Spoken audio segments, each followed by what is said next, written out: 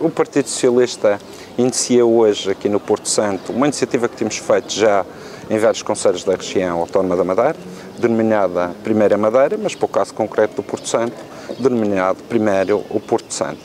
E o Partido Socialista vai se encontrar com várias entidades, desde entidades desportivas com quem já hoje estivemos reunidos,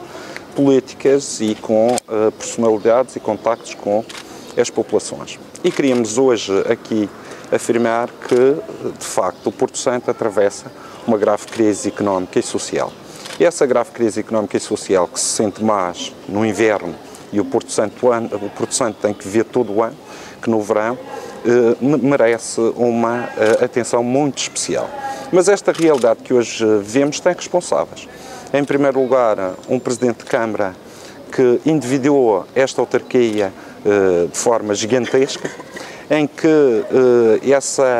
essa dívida deixou a Câmara Municipal do Porto Santo numa situação de insolvência. É uma das câmaras do país com o maior número de dívida, o que deixa a gestão camarária numa situação muito precária. Mas dessa dívida é necessário que se tenha em consideração que desses 20 milhões de euros que a Câmara do Porto Santo deve,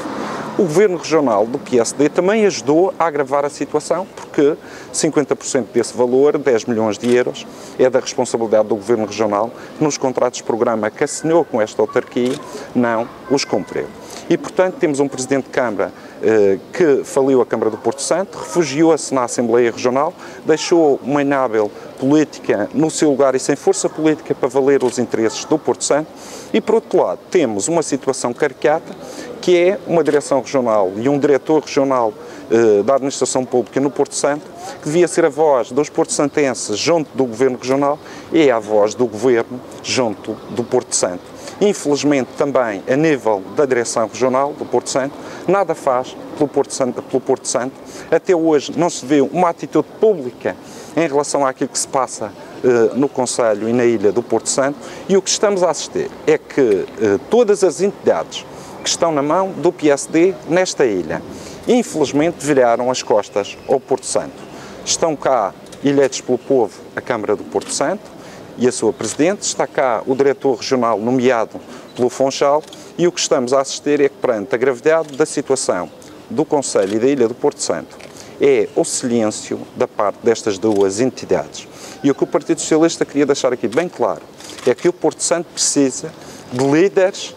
que imponham as necessidades do Porto Santo na agenda regional. Que existam, e existem aqui pessoas na oposição com capacidade de tornar o Porto Santo um centro todo o ano